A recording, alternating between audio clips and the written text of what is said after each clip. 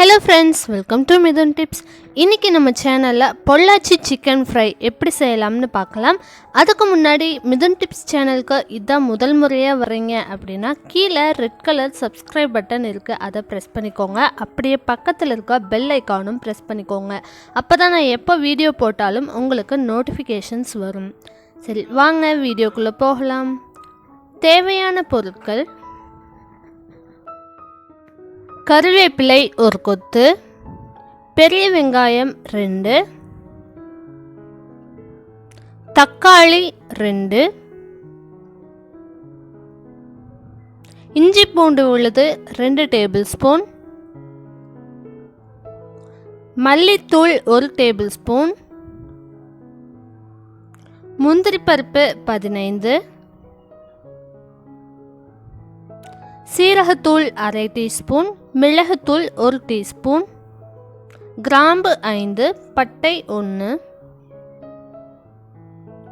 நம்ம எடுத்து வச்சுருந்த முந்திரி பருப்பை 20 நிமிஷம் ஊற வச்சுட்டு அதுக்கப்புறமா நைஸாக அரைச்சி வச்சுக்கோங்க.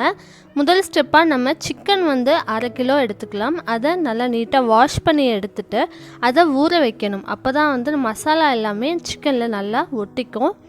ஸோ அதுக்கு முதல்ல நம்ம 1/4 டீஸ்பூன் மஞ்சள் தூள் போட்டுட்டு 2 டேபிள் ஸ்பூன் அளவுக்கு தனி மிளகாய் தூள் நான் சேர்த்துக்கிறேன். அது கூடவே அரை கப் தயிர் சேர்த்துக்கோங்க.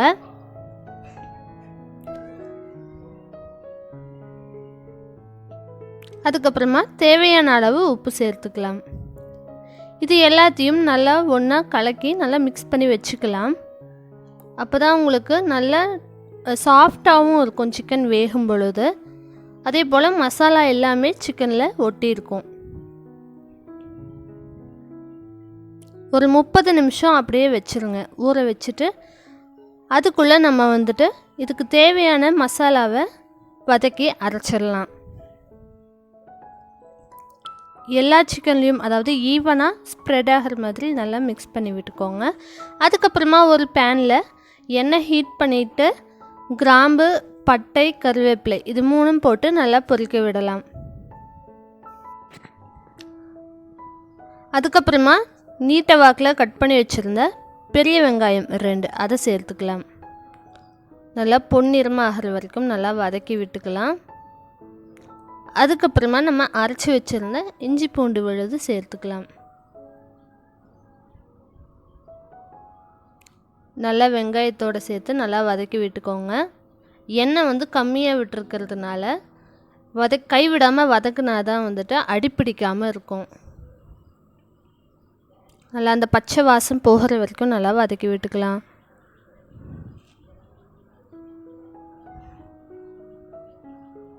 அது கூடவே மல்லித்தூள், சீரகத்தூள், மிளகுத்தூள் இதையும் நல்லா சேர்த்து வதக்கி விட்டுக்கலாம். எல்லாமே அந்த ரா ஸ்மெல் போகணும். அப்போ தான் உங்களுக்கு அந்த ஃப்ரையில் ஸ்மெல் நல்லாயிருக்கும். இப்போது இது நல்லா வெங்காயத்தோடு கலந்துருச்சு. இப்போ நம்ம கட் பண்ணி வச்சுருந்த 2 தக்காளி சேர்த்துக்கலாம். இதையும் நல்லா வதக்கி விட்டுக்கோங்க. அவ்வளோதான்.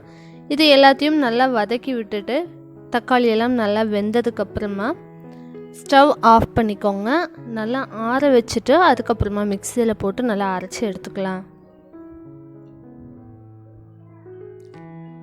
அதுக்கப்புறமா இப்போது நம்ம சிக்கனை குக் பண்ண ஆரம்பிக்கலாம். ஒரு கடாயில் எண்ணெய் விட்டுக்கோங்க, தேவையான அளவுக்கு விட்டுக்கோங்க. இப்போ 1/2 kg சிக்கனுக்கு தகுந்தாப்பில் நீங்கள் எண்ணெய் விட்டுக்கோங்க. இப்போ ஜஸ்ட்டு நம்ம கடாயில் எண்ணெய் விட்டுட்டு அதுக்கப்புறமா நம்ம ஊற வச்சுருந்தோம் இல்லையா 1/2 மணி நேரம், அந்த சிக்கனை இதுக்குள்ளே போட்டு நல்லா மிக்ஸ் பண்ணி விட்டுக்கலாம். இந்த மசாலாவுடைய அந்த பச்சை வாசம் போகிற வரைக்கும் கொஞ்சம் மூடி போட்டு மூடி வச்சுக்கலாம்.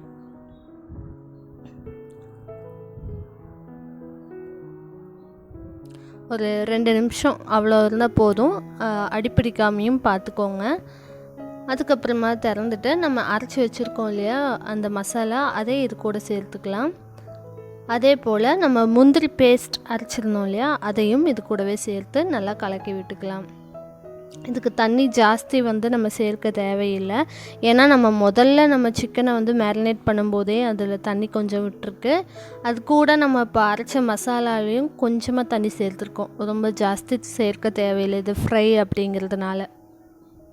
இப்போ நம்ம ஊற்றிருக்க இந்த அளவிலான தண்ணியே வந்துட்டு நல்லா சுத்தமாக ட்ரை ஆகிருச்சுன்னா நம்மளுடைய சிக்கன் வந்து ரெடி ஆயிடுச்சு. இப்போ பார்த்தீங்கன்னா இந்த மசாலா எல்லாமே நல்லா இந்த சிக்கனில் வந்துட்டு ஒட்டியிருக்கு. தண்ணியும் சுத்தமாக வந்து வற்றியாச்சு. ஸோ அவ்வளோதான், நம்மளுடைய பொள்ளாச்சி சிக்கன் ஃப்ரை வந்துட்டு தயாராகிடுச்சு. இது நீங்கள் சாதத்துக்கோ குஸ்கா அல்லது சப்பாத்தி இந்த மாதிரி எல்லாத்துக்கும் வச்சு சாப்பிடும் பொழுது ரொம்பவே நல்ல காம்பினேஷனாக ரொம்ப சுவையாக இருக்கும். கடைசியாக மல்லி இலைகளை தூவி விட்டு இறக்கிடலாம்.